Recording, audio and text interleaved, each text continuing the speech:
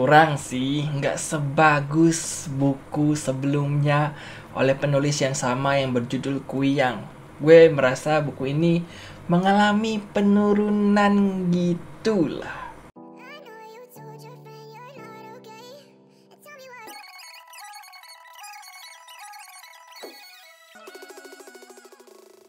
Halo Lovers, balik lagi bersama gue Rio. Nah, di video kali ini bakal gue review adalah ini Parang Maya yang ditulis oleh Ahmad Ben Bella. Ini adalah penulis horor pendatang baru. Bisa dibilang pendatang baru lah. Dia baru udah nerbitin buku keduanya yang ini. Buku pertamanya gue suka banget, judulnya Kuyang.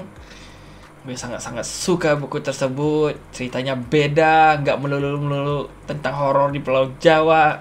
Kita akhirnya bisa tahu cerita tentang horor dan klinik di Pulau Kalimantan. Dan ini adalah buku keduanya.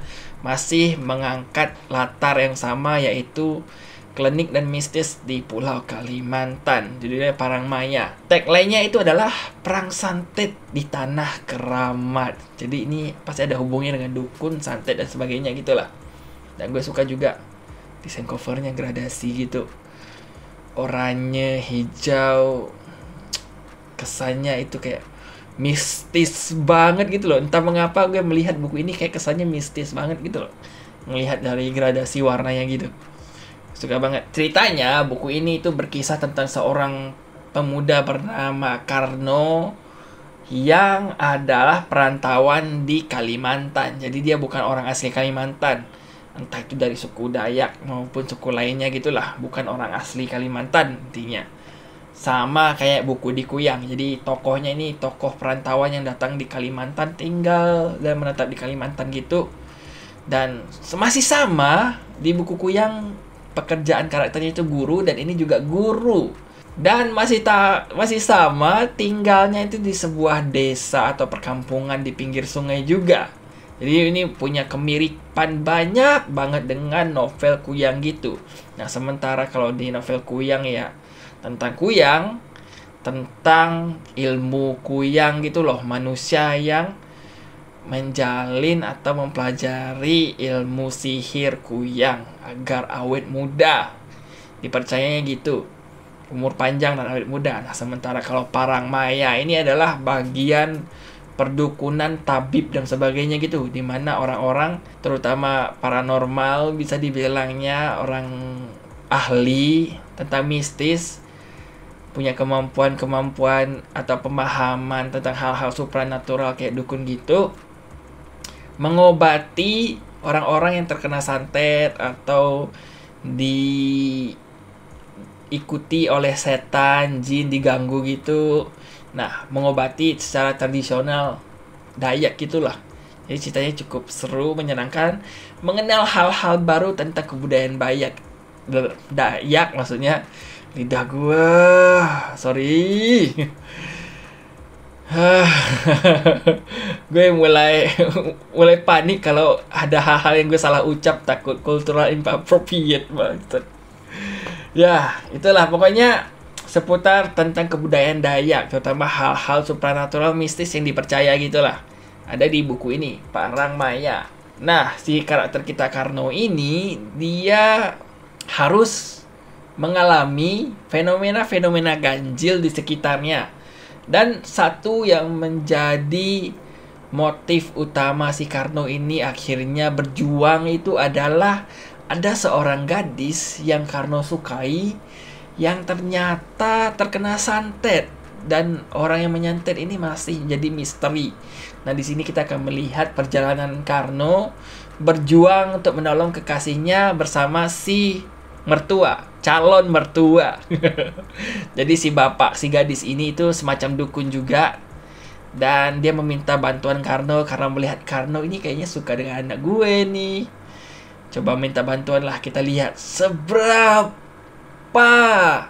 kuat atau seberapa tulus cintanya untuk anaknya gitulah. Ya, kita akan melihat kisahnya si Karno, si Pak Mertua, calon Pak Mertua, dan si gadis ini, dan orang-orang sekitar desa yang terkena dampak dari santet sesuai judul di buku ini, Parang Maya, Perang Santet. gitu. Lebih kayak gitulah. Nah, hal yang gue suka itu adalah unsur misteri di buku ini. Jadi awal-awal langsung diperkenalkan kalau si Karno bersama si calon bapak mertua saling tolong menolong gitu, mengobati para penduduk desa yang mengalami hal-hal ganjil lah, entah diganggu setan, jin, disantet dan sebagainya. Ada satu kasus di mana keluarga di desa seberang atau sebuah keluarga di desa tetangga gitu meminta bantuan si bapak calon mertua ini. Gue sulit loh pengen menyebutnya karena namanya gue gak ingat gitu loh. Kayaknya nama orang Dayak gitu lah. Sulit diingat gitu, sulit disebut juga. Salundik, lupa, kayaknya Salundik itu namanya. Si bapak ini, si calon mertua ini. Jadi mereka berdua ini ya datang ke desa seberang membantu. Ada seorang anak kecil, gadis kecil yang terkena santet gitu, dan ternyata melalui peristiwa di sana itu merembet kemana-mana, termasuk ke anaknya si Salundik ini. Anak Salundik juga menjadi korban yang terkena santet, dan si Karno ini akhirnya ya nolong gitulah untuk menolong kekasihnya. Cuman gue suka itu kita ingin mencari tahu siapa yang menjadi pelaku atas santet yang muncul gitu loh. Cuman gue merasa kayak ada yang kurang gitu loh. Terutama untuk karakter dan tensi atau ketegangan ceritanya yang terlalu tinggi gitu loh. Di awal udah kayak bercerita kalau waktu kecil Carlo punya adik dan adiknya mengalami kecelakaan gitu, jatuh ke sungai dan hanyut, hilang, nggak pernah ketemu. Nah, terus baru masuk cerita Karno harus bantu ketemu gadis kecil yang disantet. Terus ternyata kekasihnya disantet. Ternyata selama perjalanannya dari desa ini ke desa B, melewati hutan diganggu setan, tinggal di rumah diganggu setan, jin, terusan mengalami fenomena mistis yang gue kayak terus capek sendiri gue. Kayak gue pengen tahu yang awalnya gue pengen tahu itu kayak ini Karno bisa kenalan dengan si gadis yang kekasihnya ini gimana. Gue tahu Karno cinta sama si dia ini, cuman bagaimana pertemuan mereka, bagaimana kisah asmara mereka, terus kisah Karno sendiri secara individu tuh gimana. Gue gak dapet gitu loh. Jadi kayak ketika si Karno ini akhirnya melakukan hal-hal heroik demi kekasihnya, gue merasa kayak ya udah kayak orang random aja gitu yang melakukan hal yang gue gak tahu apa tujuannya, yang kesannya heroik, tapi gue kayak gak memperoleh feel kalau ya terserah lu lah ngelakuin apa, masa bodoh. Kadang itu tindakannya itu kayak membuat gue mikir, kok kayaknya tokoh ini tolol. Bukan tolol juga sih, kayak gegabah aja gitu. Selalu hal-hal spontan yang kadang random aja gitu. Kayak dia melihat kekasihnya ketahuan terkena santet, tiba-tiba dia kayak nyosor aja gitu, langsung kayak megang tangan, kayak seolah-olah sedih banget. Tapi gue gak tahu dia sedih, hubungan mereka berdua itu gimana, kok bisa dia sedih gitu loh. Kurang empati lah gue terhadap karakternya, itu sih PR besarnya.